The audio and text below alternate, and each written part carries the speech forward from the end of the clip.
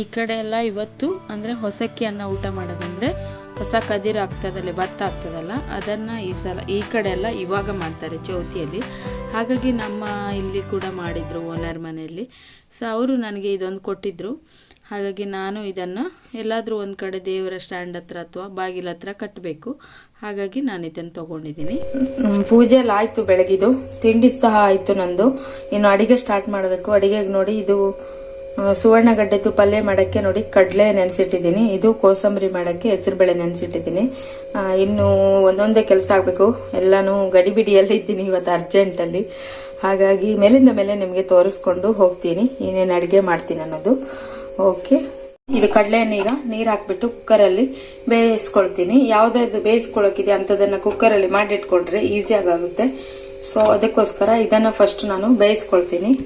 ನೋಡ್ಬೋದು, ಗೋಧಿ ಕಡಿ ಇದೊಂದು 1/4 kg ಇದೆ, ಬ್ರೋಕನ್ ವೀಟ್. ಇದನ್ನು ಚೆನ್ನಾಗಿ ತೊಳೆದ್ಬಿಟ್ಟು ಕುಕ್ಕರಲ್ಲಿ ಒಂದು 4 ವಿಸಿಲ್ ನಾನು ತೊಗೊಳ್ತೀನಿ. ನಮ್ಮನೇಲಿ ಯಾವಾಗಲೂ ಗೋಧಿ ಕಡಿ ಪಾಯಸನೇ ಮಾಡೋದು, ಯಾಕಂದರೆ ನನ್ನ ಹಸ್ಬೆಂಡಿಗೆ ಗೋಧಿ ಕಡಿ ಪಾಯಸ ಅಂದರೆ ಇಷ್ಟ. ಅವ್ರು ಯಾವಾಗಲೂ ಇದೇ ಥರದ್ದು.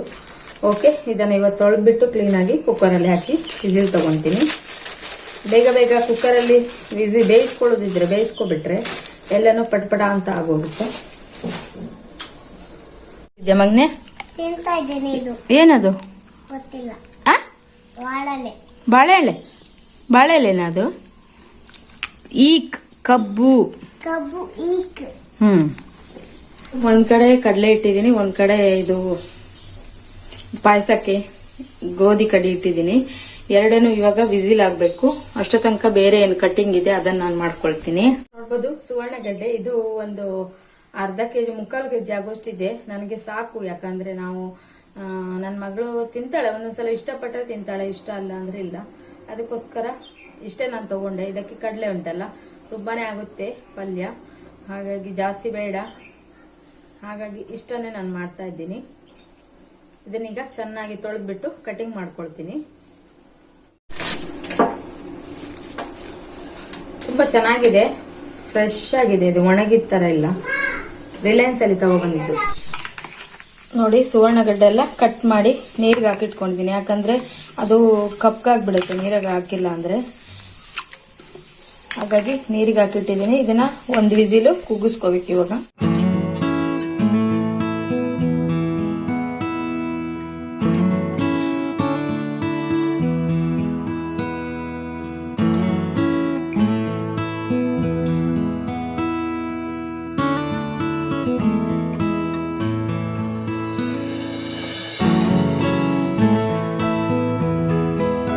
ನೋಡಿ, ಇದೀಗ ರುಬ್ಕೊಳ್ಬೇಕು ಸುವರ್ಣಗಡ್ಡೆದು ಪಲ್ಯಕ್ಕೆ. ನೋಡಿ, ಸಣ್ಣದೊಂದು ಗಾತ್ರದ್ದು ಹುಣಸೆ ಹಣ್ಣು ಹಾಕ್ತಿದ್ದೀನಿ. ಒಂದು ಸ್ವಲ್ಪ ಆದ್ರೂ ಹುಳಿ ಬೇಕು ಅದಕ್ಕೆ. ನೋಡ್ಬೋದು, ಗೋಧಿ ಕಡಿ ಚೆನ್ನಾಗಿ ಬೆಂದಿದೆ ಇದು. ಇವಾಗ ಹಾಲನ್ನ ಬಿಸಿಗಿಟ್ಕೊಳ್ತೀನಿ. ಇದಕ್ಕೆ ತೆಂಗಿನ ಹಾಲು ಬೇಕಾದ್ರೂ ಹಾಕ್ಬೋದು ಅಥವಾ ಹಾಲು ಬೇಕಾದ್ರೂ ಹಾಕ್ಬೋದು. ನಾನು ತೆಂಗಿನ ಹಾಲು ತೆಗೆದು ಹಾಕ್ತಾ ಇಲ್ಲ, ಹಾಲನ್ನೇ ಹಾಕ್ತಾ ಇದ್ದೀನಿ. ಇವಾಗ ಹಾಲು ಬಿಸಿಗಿಟ್ಕೊಳ್ತೀನಿ ನಾನು. ಹಾಲು ಒಡೆದು ಹಾಕೊಂಡಿದ್ದೀನಿ ಈ ಪಾತ್ರೆಗೆ. ನೋಡಿ, ದೊಡ್ಡ ಪಾತ್ರೆನೇ ತಗೊಂಡಿದ್ದೀನಿ ನಾನು. ಇದು ಪಾಯಸ ಮಾಡಕ್ ಕರೆಕ್ಟ್ ಆಗುತ್ತೆ ನಂಗೆ. ಇದನ್ನ ಇವಾಗ ಹಾಲು ಬಿಸಿಗೆ ಇಟ್ಕೊಳ್ತೀನಿ.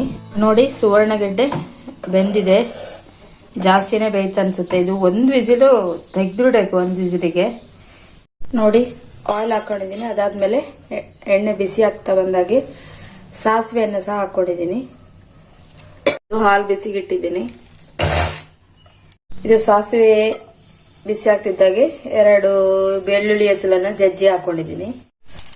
ಆಮೇಲೆ ಕೊತ್ತಂಬರಿ ಸೊಪ್ಪು, ಕರಿಬೇವಿನ ಸೊಪ್ಪು ಹಾಕಿದ್ದೀನಿ.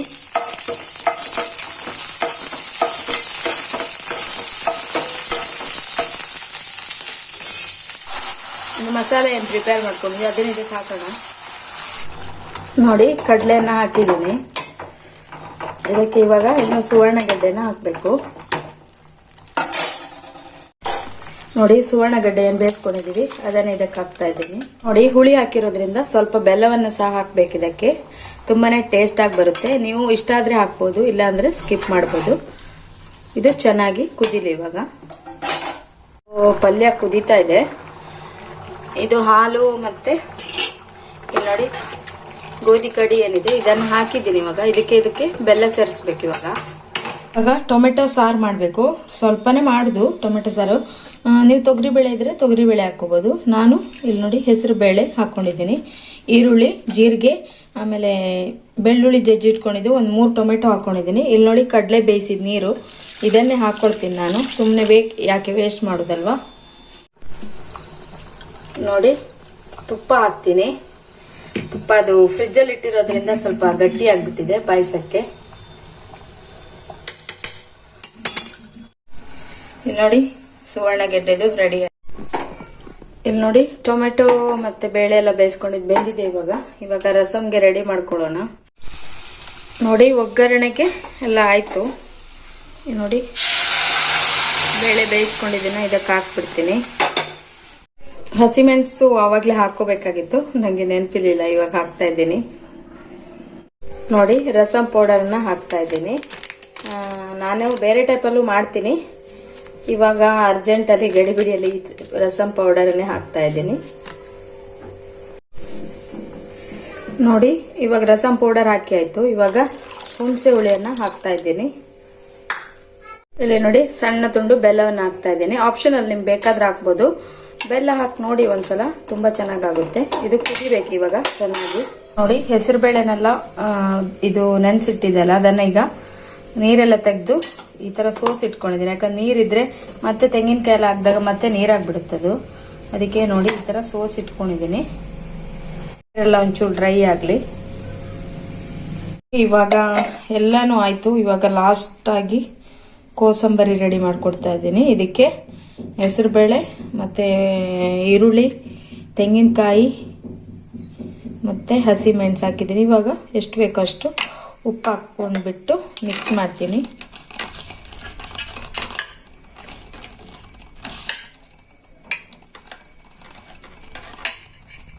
ಕೋಸಂಬರಿ ಕೂಡ ರೆಡಿ ಆಯ್ತು. ಇನ್ನು ಫೈನಲ್ ಆಗಿ ಅನ್ನ ಒಂದು ಆಗ್ಬಿಟ್ರೆ ಆಯ್ತು.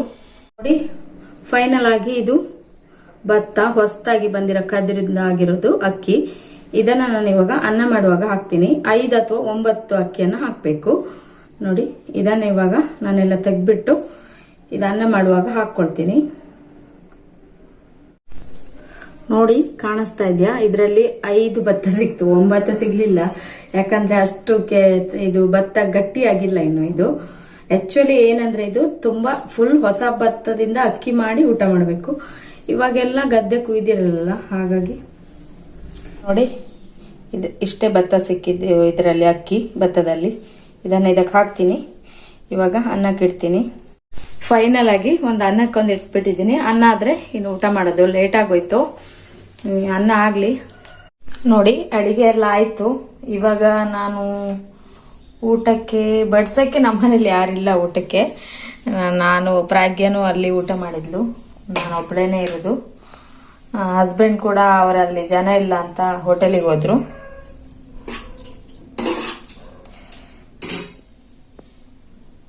ಇದು ಸುವರ್ಣಗಡ್ಡೆದು ಪಲ್ಯ,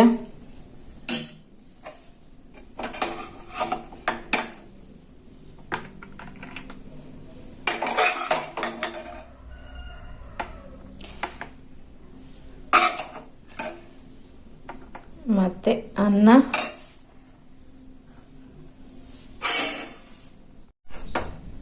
ಆಮೇಲೆ ಕೋಸಂಬರಿ,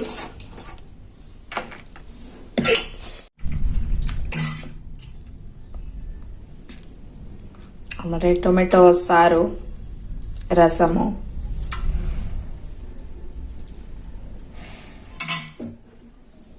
ಆಮೇಲೆ ಪಾಯಸ. ಇಷ್ಟೇನೆ ನಮ್ಮನೆ ಹಬ್ಬದ ಊಟ ಫ್ರೆಂಡ್ಸ್. ಈ ವಿಡಿಯೋ ಇಷ್ಟ ಆಯ್ತಂದ್ರೆ ಲೈಕ್ ಮಾಡೋದನ್ನ ಮರಿಬೇಡಿ. ಹಾಗೆ ಇನ್ನೂ ಯಾರು ನನ್ನ ಚಾನಲ್ ಸಬ್ಸ್ಕ್ರೈಬ್ ಮಾಡದೆ ನೋಡ್ತಾ ಇದ್ದೀರಾ, ಪ್ಲೀಸ್ ಸಬ್ಸ್ಕ್ರೈಬ್ ಮಾಡಿಕೊಂಡು ಸಪೋರ್ಟ್ ಮಾಡಿ. ಈಗ ನಾನು ಊಟ ಮಾಡ್ತೀನಿ. ಓಕೆ ನೋಡಿ, ಊಟ ಮಾಡಕ್ಕೆ ಜನ ಬಂದು ಕೂತಿದ್ದಾರೆ. ನೋಡಿ ಮೊನ್ನೆ ಬೆಣ್ಣೆ ಮಾಡಿದ್ದೆಲ್ಲ ಅದರಲ್ಲಿ ಈಗ ತುಪ್ಪ ಕಾಯಿಸ್ತಾ ಇದ್ದೀನಿ.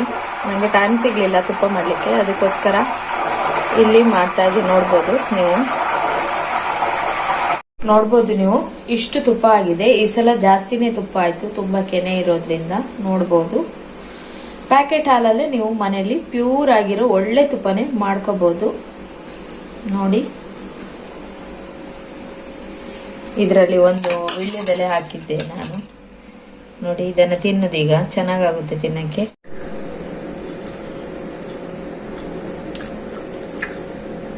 ಸಖತ್ ಟೇಸ್ಟ್ ಆಗಿರುತ್ತೆ. ತಿಂತಾ ಇದ್ರೆ ತಿಂತಾನೇ ಇರ್ಬೇಕು ಅನ್ನೋ ಫೀಲ್ ಆಗುತ್ತೆ. ಈ ತುಪ್ಪ ಮಾಡೋದನ್ನ ನೀವು ಮಾಡ್ತಿಲ್ಲ ಅಂದ್ರೆ ನೀವು ನಿಮ್ಮ ಮನೇಲಿ ಟ್ರೈ ಮಾಡಿ. ಹೊರಗಡೆ ತುಂಬಾ ಕಾಸ್ಟ್ಲಿ ಇರುತ್ತೆ ತುಪ್ಪ ತರೋದಕ್ಕೆ. ಈ ತರ ನೀವು ಮನೇಲೇ ಮಾಡ್ಕೋಬಹುದು.